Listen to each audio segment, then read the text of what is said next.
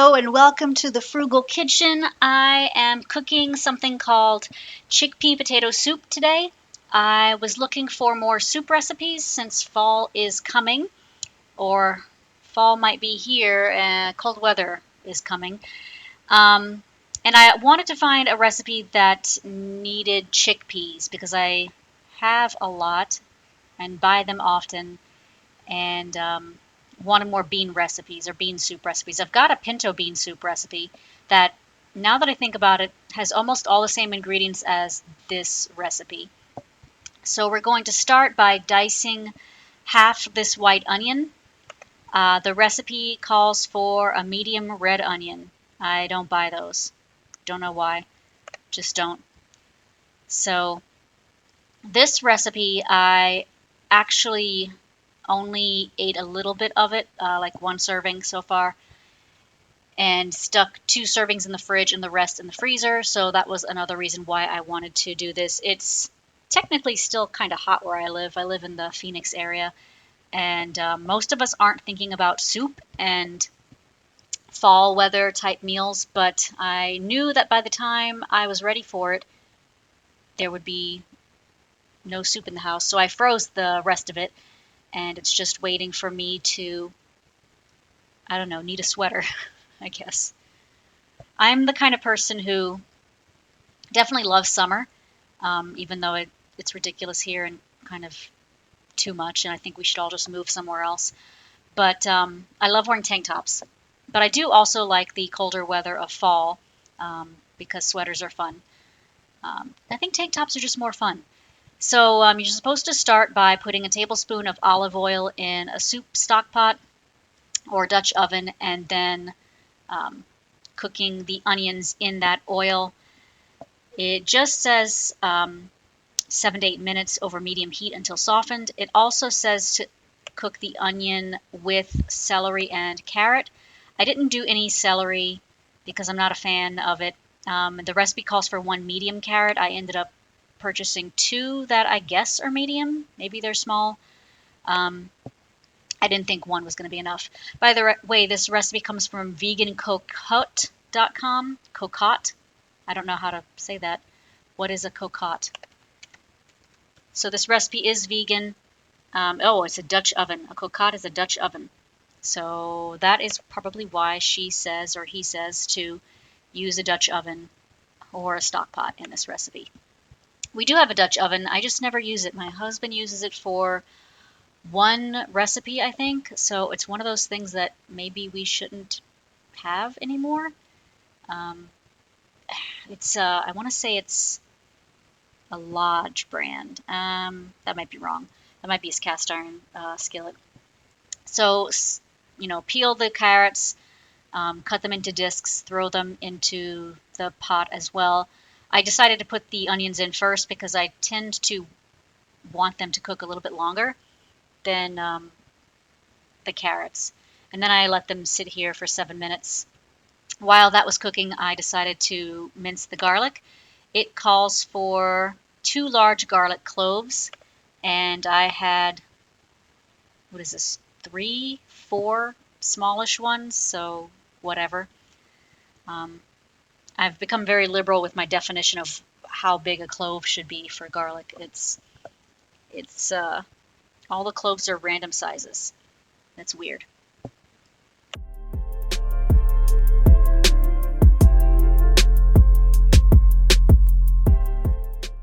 Now add the garlic to the pot, and this should be on medium or medium-low heat, by the way, if that was not specified earlier. We're going to be adding spices, or are these technically just herbs? I don't really know the difference between herbs and spices.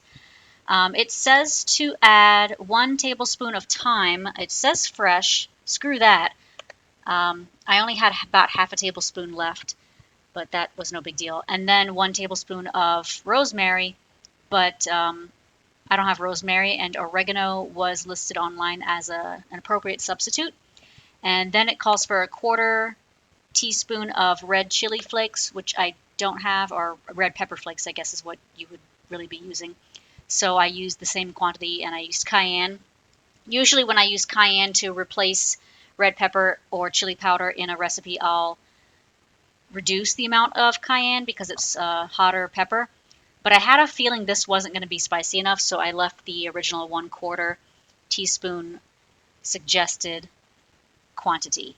Now we're supposed to take 1 pound of potatoes. And what kind of potatoes are those? It just says potatoes in the recipe. That was a russet potato. And that one potato was a pound. I weighed it in the store and I was like, great, I only need to buy one.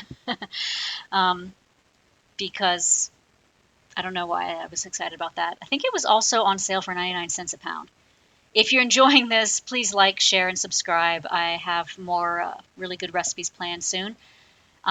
So you're going to cube this, so little squares about 1 inch big or so, and then we're going to add that to the pot. I will tell you the original recipe tells you to add the chickpeas at the same time as the potatoes, but I overcooked my chickpeas, so I put the potatoes in first because I wanted them to soften a bit more than the chickpeas would soften.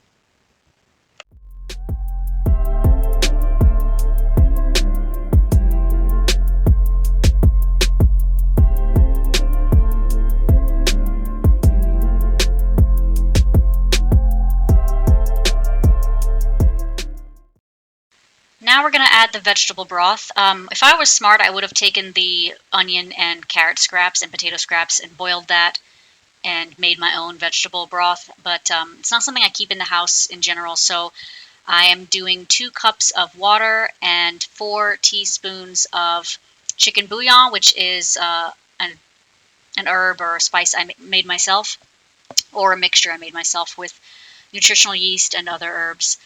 So I needed 4 cups of water or 4 cups of vegetable broth. And also, if you are kind of rushing and you've got all your ingredients prepped already and like frozen, maybe sometimes I like to slice things up sometimes and just freeze it ahead of time if I've got a bunch of fresh ingredients and I don't want them to go to waste. You can just use water as instead of vegetable broth. It's not a big deal. I would maybe add a little bit more of the herbs just to make sure you've got the right flavor, and that is not totally bland. But water is a perfectly fine substitute for broth in any recipe. So now we're supposed to let that cook for 15 minutes. And again, the chickpeas should be in here at this point. I left mine out. I decided to let the potatoes kind of get pretty darn soft. And we're supposed to add 2 cans of drained chickpeas. I cooked 1 can equivalent of chickpeas earlier and then read the recipe and was like, oops, I need another can. So I opened up a single can. So there's a can of chickpeas, and then there's my overcooked boiled chickpeas, which is why I added that after the potatoes were mostly finished. So you can kind of see, at least when you're cooking this, that the potatoes will get a little bit more translucent. They won't be super clear, but they will be less white, and that's how you know they're getting soft. So the recipe says that if you want kind of a thicker broth, a creamier broth is actually what the term they used, but you obviously still want to be vegan. Instead of adding like a milk substitute, you can take a couple ladlefuls of the soup, put it in a blender like this Vitamix, and then turn it into a thicker version. I was pointing out a crack in the Vitamix there. It still doesn't leak. So kudos to Vitamix for making a buy-it-for-life item that can get a crack and not actually damage your food or make a mess in the kitchen. So that was ridiculously thick. I don't know if I was supposed to use more broth than what I did, but it was thicker than I expected. But yes, basically, I suppose you could do this with cornstarch too, but it might alter not the flavor, but not the texture either. But it might change a little bit. But if you did it with cornstarch, pull out some broth, mix the cornstarch with that, and then add the broth and cornstarch back in the pot. So this, I am glad I did this, and you might have caught I pulled some broth out to put it in the Vitamix to, I don't know, swish it around and kind of get some of the thick stuff out of there, because I didn't want it all to go to waste. Like, what the heck? Like, I hate when recipes aren't exactly the way I make it. Like, their mixer must be better than my blender, because mine was all stuck and like goopy and solid. But adding a little bit of a thickening. This is essentially a thickening agent or a natural thickening um, factor, I'm going to say, and adding that can make it a little thick. So the broth is now more opaque and a little bit thicker, almost like chunky Campbell's soup, that sort of texture for the broth, gravy-like. And I thought that was a good option if you're making soup and it calls for like freaking whipping cream, and you don't want to put that in there. You can maybe thicken it that way.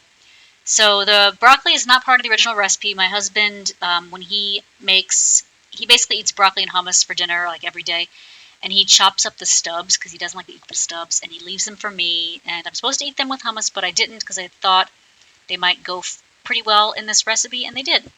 But you don't have to put the broccoli in there.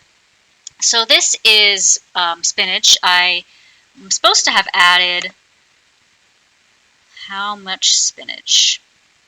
2 cups of spinach. I don't know if that's 2 cups, but I wanted to get fresh spinach, and the store was completely out, and then they were out of the regular bag of spinach, but they had this weird box, like a pudding box, but larger, and there was spinach all packed in it, and I used half of it for a different recipe earlier.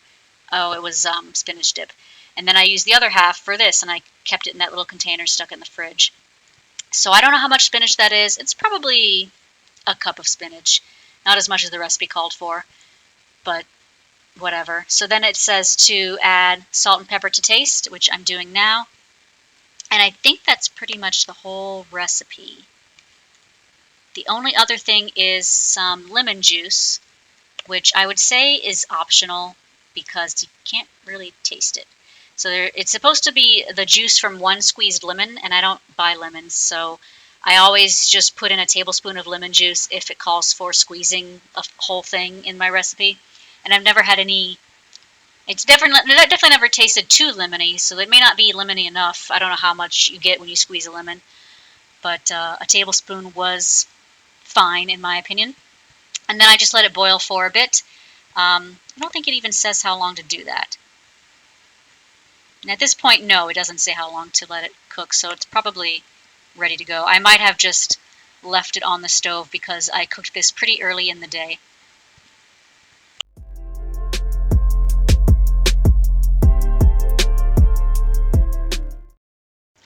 This recipe reminds me of the pinto bean soup one I made a few months ago, I think.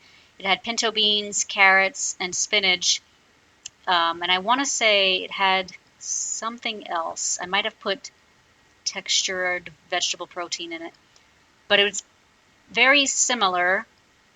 And I'm not sure, maybe carrots and spinach just go great with bean soups, especially the vegan ones. Because it's weird that it's not even a recipe from the same website, I don't think. No, I'm pretty sure it's not. And it tasted great, and I like the addition of the 2 extra vegetables. So the soup was too hot for me. My husband has a higher heat tolerance in his mouth, so I asked him to try the soup first, and he was like, "Holy cow, that is burning me. How dare you ask me to do this?" So he couldn't even tell me if he thought it was good. Because I burned his mouth. But he did tell me to add more salt, so we added a little bit more salt, and that didn't make that much of a difference. And so after we ate the soup for supper, a few hours later when it had cooled off, after we ate it, he said, "Let's put more spicy stuff in here." So we put more, it's Creole seasoning, like the cayenne and garlic powder and onion powder stuff that I have. But here I am trying to muster the courage to eat the very hot soup. It was really good. I do like the kind of creaminess of it. I'm glad I made that alteration. I think you'll enjoy this too. It's very healthy and very delicious. Happy eating, everyone.